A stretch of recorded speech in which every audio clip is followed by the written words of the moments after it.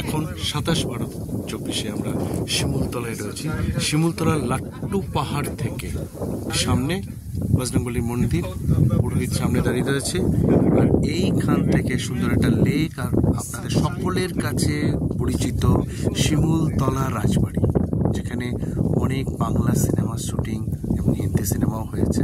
এবং এই এরিয়াটা ছোটনাগপুর মালগুলো এরিয়ার পুরো জায়গায়, এবং এই জায়গায় দেখুন কি বিস্তীর্ণ এরিয়া, সেই বিস্তীর্ণ এরিয়া সবুজ গাছ চারিদিকে ঘেঁষা, এবং প্রচুর বাঙালির এখানে নস্টালজিয়া রয়েছে। এখানে 400 থেকে 500 বছর পুরনো বাড়ি, এবং সেখানকার মানুষেরা এখানের জায়গায় রয়েছে। এবং 400 থেকে 500 বছর পুরনো নয়, 400-500 বছর প্রায় বাড়ি এখানে রয়েছে, যেখানে আমাদের বাঙালিদের যারা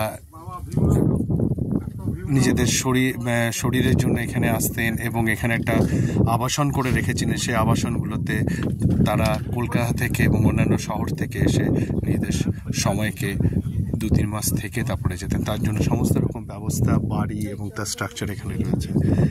শিমুলতলা রাজবাড়ি দূর থেকে, কিন্তু একটা এখানে জিনিস যে এগুলো সব ভগ্নদশা, এবং যেটা এত খারাপ লাগে এখনকার এই সময়ের মধ্যে যে এখানে রক্ষণাবেক্ষণের কোনো ব্যবস্থা নেই, শুধু ইতিহাসের বিভিন্ন স্মৃতি নিয়ে এগুলো রয়েছে।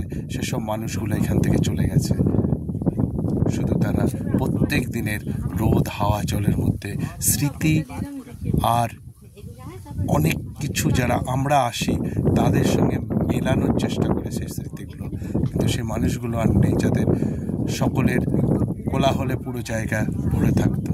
যাই হোক, আমি আপনাদের কাছে বলবো যে আপনারা এখানে আসুন, এসে এখানে দেখতে পারেন, খুব ভালো লাগবে। প্রশান্ত ভট্টাচার্য শিমুল আজকের একটা ভিডিও আপনাদের কাছে প্লেস করলাম।